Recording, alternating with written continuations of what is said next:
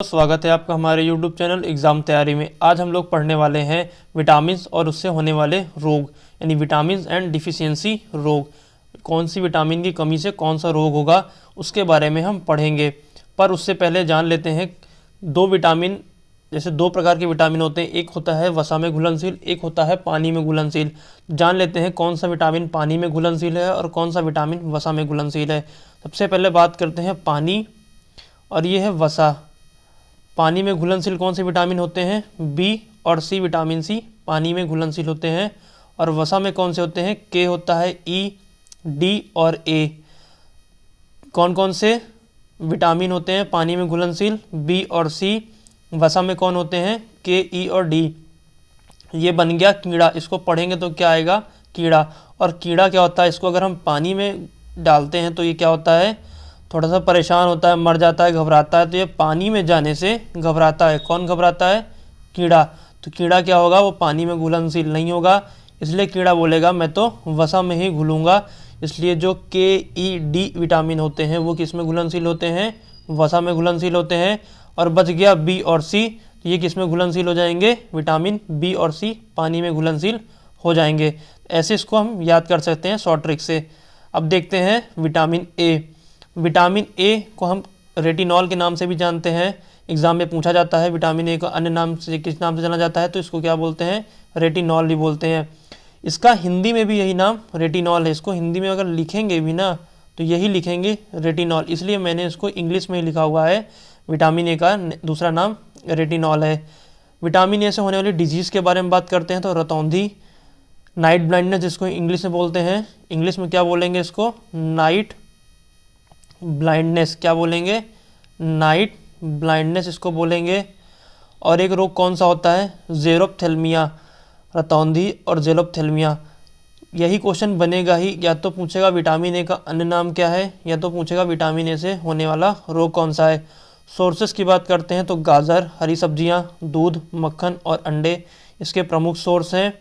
Source से question कम पूछता है क्योंकि एक सोर्स कई सारे विटामिन के होते हैं तो कन्फ्यूज़न बहुत होता है, इसलिए जो क्वेश्चंस बनते हैं वो केमिकल नेम और डिजीज़ में ही बनते हैं। नेक्स्ट है विटामिन बी1। विटामिन बी1 का अन्य नाम क्या है? थायमिन। थायमिन को भी ऐसे ही लिखेंगे थायमीन, हिंदी में भी इसको ऐसे ही लिखेंगे थायमिन। इससे होने वाली डिजीज़ कौन सी है? बेरी बेरी इससे होने वाली डिजीज़ है। हम लोग पढ़ते हैं ना कि विटामिन बी से कौन सा रोग होता है? बेरी बेरी होता है। तो विटामिन बी से नहीं, विटामिन बी1 से होता है बेरी बेरी रोग। और इसके सोर्स क्या होते हैं? अनाज, सोयाबीन, दूध। क्योंकि अगर कभी एग्ज़ाम में आ गया बी1, बी2, बी3 और बी5, अगर नहीं ढंग से कोई पढ़ा है तो वो कन्फ्यूज़ हो जाएगा, इसलिए याद रखेंगे विटामिन बी1 से होता है बेरी बेरी रोग। और इसका एक अन्य नाम क्या है? थायमीन है। नेक्स्ट क्वेश्चन है, नेक्स्ट है विटामिन बी2। इसको किस नाम से जानते हैं? राइबोफ्लाविन के नाम से इसको जानते हैं। और इससे होने वाला रोग कौन सा होता है? किलोसिस इससे होने वाली डिजीज़ है। इसके सोर्स क्या हैं? पनीर, अंडे, मांस, ईस्ट, हरी सब्जियां, ये इसके प्रमुख सोर्स हैं। राइबोफ्लाविन को भी राइबोफ्लोविन ऐसे ही इसको लिखेंगे, राइबोफ्लोविन। नेक्स्ट है विटामिन बी3। विटामिन बी3 को किस नाम से जानते हैं? नियासिन या निकोटोनिक एसिड। कैसे इसको पढ़ेंगे? नियासिन एसिड है ये। इसका एक अन्य नाम क्या है विटामिन बी3 का? नियासिन एसिड है। और इससे होने वाली डिजीज़ कौन सी है?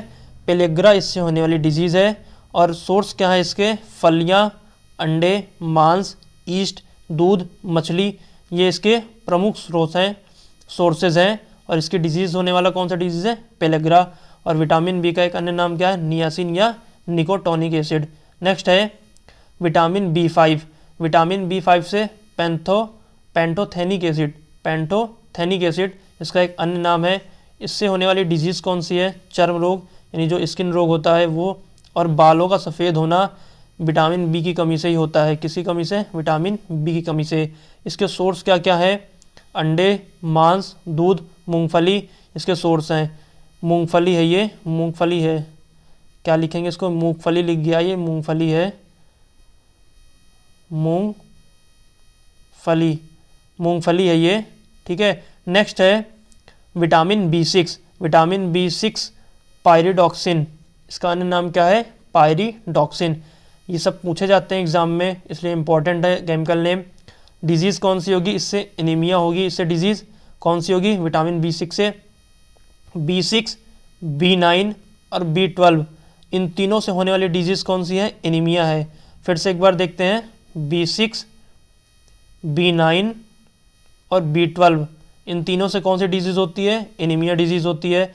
इनके सोर्स क्या हैं, दूध, अनाज, मांस, ईस्ट। इसके प्रमुख सोर्स हैं दूध, अनाज, मांस, ईस्ट। और डिजीज़ कौन सी होती है, एनीमिया होती है। और विटामिन B6 का केमिकल नेम क्या है, पायरिडॉक्सिन इसका केमिकल नेम है। नेक्स्ट है विटामिन B7। विटामिन B7 का केमिकल नाम क्या है, बायोटिन। इसका केमिकल नाम क्या है, बायोटिन इसका केमिकल नेम है। और इससे डिजीज़ कौन सी होती है, चर्म रोग इससे भी होता है। अभी चर्म रोग किससे होता था, B5 से होता था। और बालों का सफ़ेद होना किससे था, B5 से था। लेकिन यहाँ बालों का झड़ना किससे कमी से है, विटामिन B7 की कमी से होता है बालों का झड़ना। और इसके सोर्स क्या हो जाएंगे, अंडे, मांस, गेहूँ और फल इसका प्रमुख सोर्स हो जाएगा। नेक्स्ट है विटामिन B9। विटामिन B9 का अन्य नाम क्या होता है, फोलिक एसिड। इसको फोलिक एसिड के नाम से भी जानते हैं। और इसकी डिजीज़ होती है किससे, एनीमिया। अभी पढ़ा था हमने, B6 से एनीमिया डिजीज़ होगी, B9 से एनीमिया डिजीज़ होगी और B12 से एनीमिया डिजीज़ होगी। किससे किससे, B6, B9, B12 से एनीमिया डिजीज़ होगी।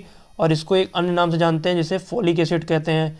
इसके प्रमुख सोर्स में हरी सब्जियां, फलियां, मांस, अंडे और ईस्ट इसके प्रमुख सोर्स हैं। नेक्स्ट है विटामिन B12। विटामिन B12 से साइनोकोबालामीन। साइनोकोबालामीन इसका अन्य नाम है। और इसकी डिजीज़ कौन सी होती है, एनीमिया होती है। अभी हमने फिर से पढ़ा था, विटामिन B6 से एनीमिया, विटामिन B9 से एनीमिया, विटामिन B12 से anaemia, vitamin B6, vitamin B9, vitamin B12, इस सब से क्या होता है, एनीमिया होता है। और विटामिन B12 का रासायनिक नाम क्या है, साइनोकोबालामीन था। और इसकी जो सोर्स हैं वो सोर्स क्या है, मछली, दूध, मांस और अंडे। ये मछली लिखा हुआ है, मछली, दूध, मांस और अंडे इसके सोर्स हैं।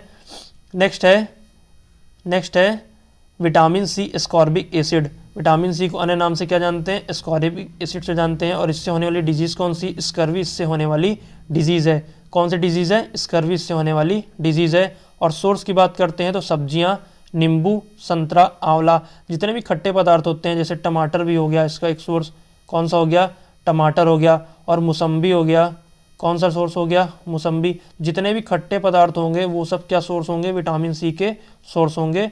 और इससे होने वाला रोग स्कर्वी है। और इसका अन्य नाम क्या है, एस्कॉर्बिक एसिड है। नेक्स्ट है विटामिन D। विटामिन D की कमी से कौन सा रोग होता है, रिकेट्स होता है, ऑस्टियोमेलेसिया होता है। और इसका अन्य नाम क्या है, कैल्सीफेरॉल। विटामिन D की कमी से कौन सा रोग होता है, रिकेट्स होता है या ऑस्टियोमेलेसिया। और इसका एक अन्य नाम क्या है, कैल्सीफेरॉल। अच्छा, विटामिन D की टैबलेट भी एक आती है ना, कैल्शियम की। जब भी विटामिन D की कमी होती है, अगर टैबलेट खाना होता है तो कौन सी टैबलेट डॉक्टर देता है, कैल्शियम की। और कैल्शियम कैल्सीफेरॉल, कैल्शियम कैल्सीफेरॉल, तो इसको भूलना ही नहीं है, कैल्शियम कैल्सीफेरॉल। रिकेट्स यानी सूखा रोग, ऑस्टियोमेलेसिया यानी ऑस्टियोमेलेसिया एक रोग होता है। और इसकी जो अध्ययन होता है, ऑस्टोलॉजी, एक होता है ऑस्टोलॉजी, ऑस्टियोलॉजी, ऑस्टियोमेलेसिया। ऑस्टियोलॉजी होता है, क्या होता है, इसमें अस्थियों का अध्ययन किया जाता है, हड्डियों का अध्ययन किया जाता है। और इसके सोर्स क्या क्या है, सनलाइट सबसे इंपॉर्टेंट सोर्स है इसका विटामिन D का, सनलाइट। उसके अलावा अंडे, मक्खन, मछली का तेल, ये सब विटामिन D के सोर्स हैं। नेक्स्ट है विटामिन E। विटामिन E का calcium name tocopherol, chemical name क्या है, टोकोफेरॉल। और इससे डिजीज़ कौन सा होता है, जनन क्षमता की कमी, जनन क्षमता में कमी होती है। और स्टेरिलिटी, स्टेरिलिटी का मतलब क्या होता है, बांझपन। स्टेरिलिटी का मतलब क्या होता है, बांझपन होता है। और जनन क्षमता की कमी, इससे होने वाले विटामिन E की कमी से होने वाले रोग हैं। और इसके जो सोर्स है वो क्या है, हरी सब्जियां, सोयाबीन, अंडे, तेल और गेहूं, ये इसके प्रमुख स्रोत हैं विटामिन E के। नेक्स्ट है और लास्ट है विटामिन K। विटामिन K का केमिकल नेम क्या होता है, फाइलोक्विनोन। फाइलोक्विनोन इसका केमिकल नेम होता है। इसकी डिजीज़ कौन सी होती है, चोट पर रक्त का थक्का ना जमना।